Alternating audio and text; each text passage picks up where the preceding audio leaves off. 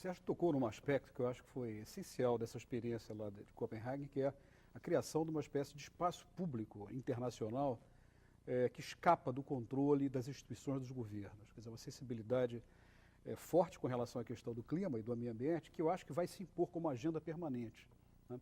Isso tem várias implicações para além da questão ambiental imediata, no meu ponto de vista. Eu acho que isso tem um potencial de, além de fixar o tema na agenda, de uma maneira definitiva, muito forte, independente dos ciclos eleitorais de cada país, isso cria, eu acho que isso dá alento à atividade política, quer dizer, isso dá alento enfim, a relevância da intervenção dos cidadãos, dos seres humanos na arena política, né? Coisa que está completamente desencantada graças à rotinização de parlamentos, partidos e as formas clássicas de organização política. Então, acho que isso é capaz de, depois de tanta coisa que a gente ouviu sobre o fim das utopias, fim das ideologias, quer dizer, isso é uma bobagem. Há uma ideologia que diz que as ideologias acabaram, né? E uma prova é isso, quer dizer, essa é uma questão que, além da dimensão natural, quer dizer, técnica com relação à natureza, tem uma dimensão de reviver o espaço público. E justamente colocar, quer dizer, pôr a ideia de que é fundamental ter restrições, sim, ao progresso. Claro. Porque, quer dizer, todas as atividades humanas são embebidas em relações sociais e culturais, elas são restritas por valores.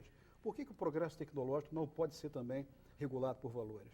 Então, acho que uma grande utilidade também dessa mobilização, para além da questão da natureza, é repor o tema do lugar da ciência e da tecnologia na nossa sociedade. Quer dizer, sem a coisa apocalíptica também, quer dizer, vamos dispensar a ciência, que seria uma grande bobagem, mas torná-la alguma coisa, quer dizer, a serviço, né, do bem-estar da humanidade, não como uma variável que tenha curso independente, né?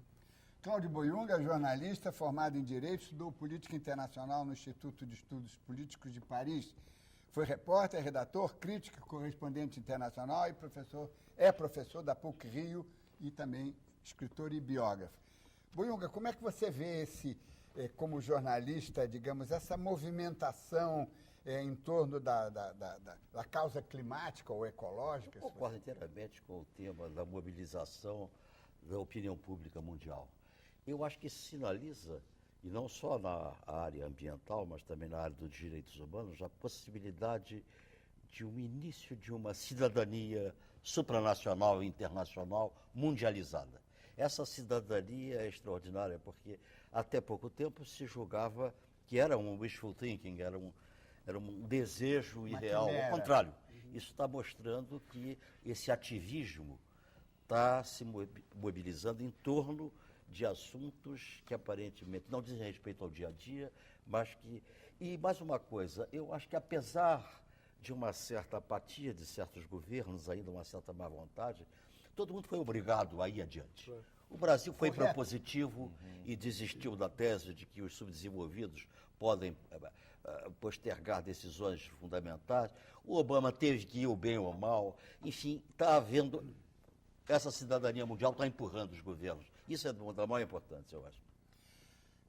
Cláudio, Sérgio Bessermann, a crise financeira ocupou no ano passado o nosso programa, porque nós estamos no coração daquele turbilhão, não é? E ela, aparentemente, amainou ou ela vai continuar? Essa é a questão, quer dizer...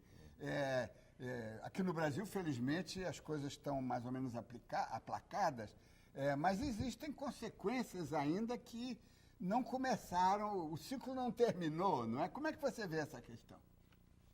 Bom, não fiquem chateados comigo, mas eu discordaria de qualquer análise que, à luz dos últimos indicadores de recuperação do nível de atividades econômicas, projetasse para o futuro apenas uma recuperação. A crise é muito mais profunda do que seus impactos no crescimento do PIB ano a ano, da taxa de emprego. Há desequilíbrios macroeconômicos fundamentais que permanecem sem que se vislumbre ainda qual será a equação para a sua solução, especialmente entre os países superavitários e deficitários, ou ainda mais diretamente a relação entre os Estados Unidos e a China. E, ao mesmo tempo, eu acredito que em 2010, já há sinais disso, vai ser crescentemente precificada uma compreensão de que o enorme esforço para evitar a depressão econômica realizado no ano passado tem um preço, tem um custo, não há freelance em economia, e chegará o momento em que as coisas deverão modificar-se do ponto de vista da liquidez internacional, da oferta de liquidez. Os países deverão começar a encarar a realidade de que os trilhões de dólares gastos expressam uma nova realidade pela frente com uma série de exigências. Isso será precificado e nós vamos continuar tendo algumas aventuras, não só em 2010, como ao longo dos próximos anos, até que um outro mundo, e isso envolve não apenas a economia, como a geopolítica e a própria relação entre as moedas do mundo, até que esse outro mundo comece a se esboçar e com um padrão de governança que sequer esse ainda é muito claro de qual aquele que poderia cumprir esse novo papel nesse século. Renato Lessa, uma das soluções nos Estados Unidos para enfrentar a debacle, não é?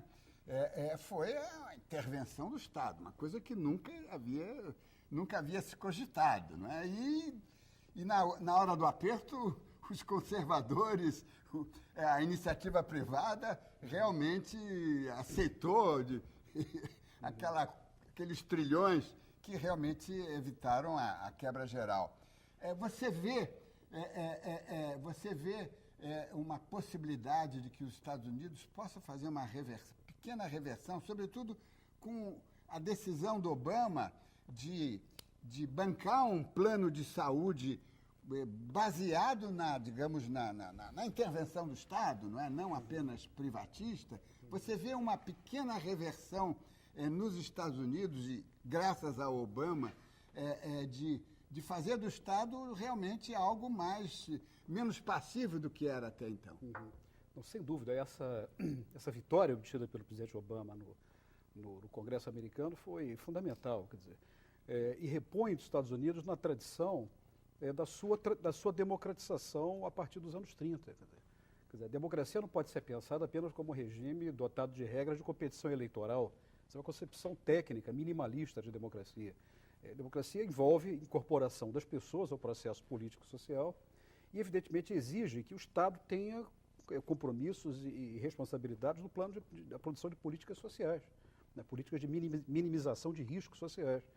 Nesse ponto, os Estados Unidos são muito atrasados, se você comparar, por exemplo, com o modelo social europeu e até mesmo com o modelo social praticado em várias nações sul-americanas. O programa do presidente Obama é muito moderado, quer dizer, ele é fundamental para a sociedade americana, mas não há nada de estatização no sentido, por exemplo, do programa social francês ou mesmo inglês. Trata-se apenas de garantir que as pessoas menos favorecidas tenham acesso a planos de saúde. Eu acho que isso repõe na nossa agenda, isso eu acho muito importante, o tema de que não há democracia possível sem a dimensão da política social, e nisso o Estado tem um papel insubstituível. E é fundamental que um país no qual isso soe como anátema, a ideia da intervenção estatal, que isso seja posto assim, quer dizer, na ordem do dia, de uma maneira muito clara. Agora, há muita reação na sociedade americana com relação a isso, não só por parte da direita conservadora, mas de uma ideologia muito antiga nos Estados Unidos de que viver da ajuda alheia é uma coisa indigna, quer dizer, uma coisa engraçada isso, quer dizer, a ideia de que o esforço individual é que deve ser fundamental, E, portanto, uma certa percepção da intervenção do Estado como alguma coisa que diminui a autonomia individual.